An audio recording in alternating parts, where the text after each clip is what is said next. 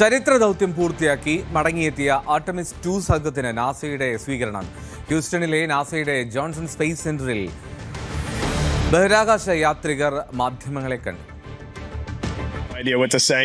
This is 24 hours ago, the Earth was that big out the window and we were doing Mach 39, and here we are back at Ellington at home. No one knows what the families went through, man. This was not easy. Being 200,000 plus miles away from home, like before you launch, it feels like it's the greatest dream on Earth. And when you're out there, you just want to get back to your families and your friends. It's a special thing to be a human, and it's a special thing to be on planet Earth. Thank you. Ajay സുധാപിച്ചു കൂടുതൽ വിവരങ്ങളുമായി ചേരും. അജയ്, എന്താണെങ്കിലും ചരിത്ര ദൗത്യത്തിന് ശേഷമുള്ള മടങ്ങിവരവായിരുന്നു ആ സംഘത്തിന്. വളരെ വികാരഭരിതമായി തന്നെ അവർ അതിനെ സ്വീകരിക്കുകയും ചെയ്തു. ഇനി എന്താണ് പുതിയ ദൗത്യത്തെപ്പറ്റി നാസ സൂചന നൽകുന്നുണ്ടോ?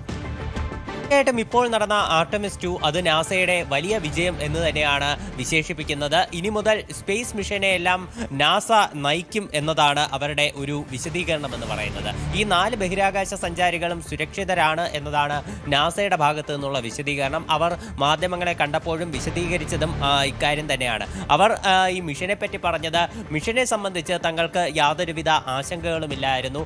ആകെയുള്ള ഒരു ബുദ്ധിമുട്ടെന്ന് പറയുന്നത് കുടുംബാംഗങ്ങളെ പിരിഞ്ഞിരിക്കുക എന്നതാണ് എന്ന് ഈ 4 പേരും പറഞ്ഞു. നിരവധി റെക്കോർഡുകൾ കരസ്ഥമാക്കിയാണ് ഈ 4 പേരും തിരിച്ചെത്തിയതും. ഇന്നലെ ഇന്ത്യൻ സമയം 5:07 ഇവർ ഭൂമിയുടെ ഗുരുത്വാകർഷണ ബലത്തിനുള്ളിൽ പ്രവേശിച്ചത്. 5:37 അത് സ്പ്ലാഷ് ഡൗൺ ചെയ്യുകയായിരുന്നു. ഭൂമിയിൽ നിന്ന് ഏറ്റവും കൂടുതൽ ദൂരം സഞ്ചരിക്കുന്ന മനുഷ്യർ എന്നുള്ള റെക്കോർഡ് അവർ കരസ്ഥമാക്കിയിരുന്നു. അപ്പോളോ 17 റെക്കോർഡ് പൊട്ടിച്ചുകൊണ്ടാണ് ഈ ഒരു നീക്കമെന്ന് പറയുന്നത്. അതുമാത്രമല്ല, ഒരു ചാന്ദ്ര ദൗത്യത്തിന് വേണ്ടി സഞ്ചരിക്കുന്ന ആദ്യത്തെ വനിതയായി ക്രിസ്റ്റീന കോച്ച് മാറി.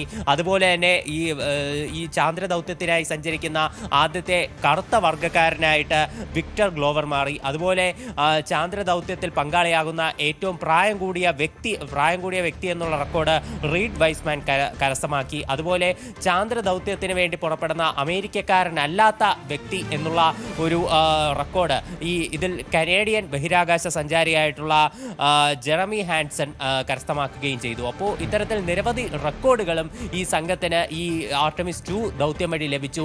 ഇനി 2028 മനുഷ്യനെ ചന്ദ്രനിൽ ഇറക്കുന്ന ആർട്ടമിസ് 3 ദൗത്യത്തിന് വേണ്ടി നാസ ഒരു ചുവടുവെക്കുന്നത്. അതിന്റെ മറ്റ് നടപടികളും ഇപ്പോൾ ആരംഭിച്ചു കഴിഞ്ഞു.